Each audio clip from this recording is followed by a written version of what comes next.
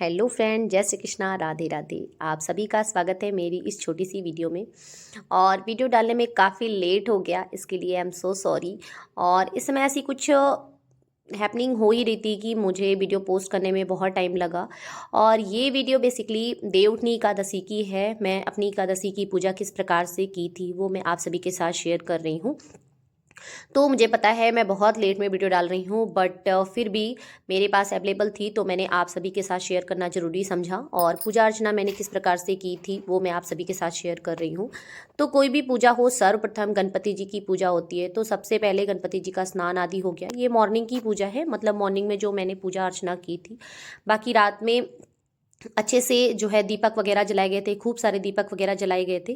तो ये normally morning का वीडियो था कि मैंने भगवान जी की पूजा किस प्रकार से की थी। तो सबसे पहले गणपति जी की पूजा हो गई, उन्हें जनेऊ इत्यादि अर्पित कर दिया, फिर उसके बाद पुष्प आदि अर्पित किया और फिर एक कलश की स्थापना की। कोई भी पूजा हो छोटी, एक कलश की स्थापना जरूर करनी चाहिए। कहते हैं कलश में सभी का वास होता है।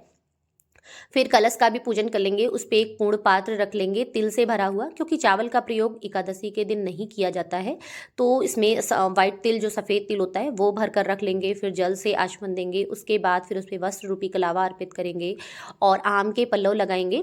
और कलश के अंदर लौंग, इलायची, कमलगट्टा, हल्दी, सुपारी और एक सिक्का डालकर गंगा जल युक्त जल भरकर कंठ तक उस पर पूर्ण पात्र रखें। फिर उस पर दीपक स्थापित करेंगे। आप चाहें तो नारियल वगैरह भी रख सकते हैं, और मैंने दीपक रखा है। फिर उसके बाद दीपक जलाने के बाद आचमन कर लेंगे। आचमन मस्ट होता है। दीपक जलाने के बाद आचमन जरूर किया जाता है, मतलब शुद्धिकरण किया जाता है। वो एक प्रकार का भोग होता है, तो वो जरूरी होता है, आवश्यक होता है। उसके बाद पुष्प इत्यादि अर्पित कर देंगे। मंदिर में बाकी सारे लोगों का भी जो है पूजा विधिवत जिस प्रकार से होता है उस प्रकार से हो जाएगा। फिर उसके बाद विष्णु भगवान जी की पूजा करेंगे।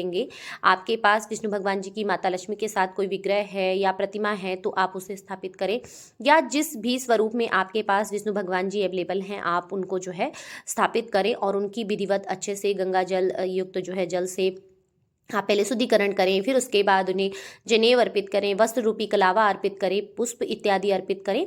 और सेम प्रोसेस जो है, आपके पास जो भी श्रीहरि के जितने भी स्वरूप हैं आप सभी के जो है स्वरूप पर ऐसे अच्छे से जो है भगवान जी को सजाएं और सारी चीज़ें अर्पित करें। तो मैंने ऑलमोस्ट अपनी पूजा के सारे जो मतलब जितने भी विग्रह हैं सभी को अच्छे से मैंने सजाया, सभी को फूल इत्यादि अर्पित किया और फिर उसके बाद धूप दिखाया भगवान जी को। और आप चाहे तो आरती वगैरह, मतलब आरती दिखा दें या धूप दिखा दें, जो भी आपकी इच्छा हो। तो ऑलमोस्ट मैंने दोनों चीज़ें दिखाई, क्योंकि लास्ट में कपूर आरती भी मस्ट होती है, कपूर आरती भी करते हैं। बहुत सारे लोगों के यहाँ देवउठनी एकादशी के दिन देव बनाए जाते हैं और फिर थाली में फ्रूट्स वगैरह रख कर उसे ढका जाता है और फिर जगाया जाता है। तो ऐसा बहुत लोगों के यहाँ मैंने देखा है, बट मेरे यहाँ ऐसा कुछ नहीं होता है। तो जो नॉर्मल प्रोसेस जो मेरे घर होता है वो मैं आपको सभी को दिखा रही हूँ। और इस तरह से आप नॉर्मल पूजा कर सकते हैं, जैसे जिसके यहाँ जो होता है। आप अपने चलन के हिसाब से करना चाहते हैं तो बहुत अच्छी बात है, बट अगर आप नहीं पता है तो नॉर्मल पूजा आप इस तरह से कर सकते हैं। देखिए, वही नियम उठाइए जो सदैव चल पाए। तो थोड़ा सा इस बात का ध्यान रखना चाहिए। तो मेरे पास जो नॉर्मली मैं कर सकती हूँ वो मैं कर रही हूँ। और इसके बाद आज सिंघाड़ा, गंजी, फ्रूट्स, मतलब कुछ फ्रूट्स के भोग और सिंघाड़ा और जो स्वीट पोटैटो होते हैं, मतलब गंजी होती है, उसे हम लोग के यहाँ गंजी बोलाता है। आप लोग क्या क्या बोलाता है बताइएगा कमेंट में। तो उसे भोग में लगाया हम लोगों ने। और फिर जो गूगल लोबान का एक कप आता है उसमें कपूर डालकर फिर कपूर आरती मैंने की अच्छे से। और कपूर आरती बहुत इंपॉर्टेंट होती है, कहते हैं घर की निगेटिविटी भी दूर होती है, बहुत ही अच्छा इन्वायरमेंट होता है। तो कपूर आरती मस्ट होती है, कपूर आरती ज़रूर करनी चाहिए। बहुत ही सिंपल और नॉर्मल तरीके से जो मैंने पूजा की वो मैं आप सभी के साथ शेयर कर रही हूँ। बहुत ही अच्छे से और तरीके से हो गई थी। बस वीडियो आप सभी के पास पहुंचाने में थोड़ा सा लेट हो गया, काफ़ी समय लगा, मतलब ऑलमोस्ट मुझे लगता है हफ्ते भर हो गए। तो थोड़ा सा दिक्कत थी बीच में, इस वजह से मैं वीडियो पोस्ट नहीं कर पाई।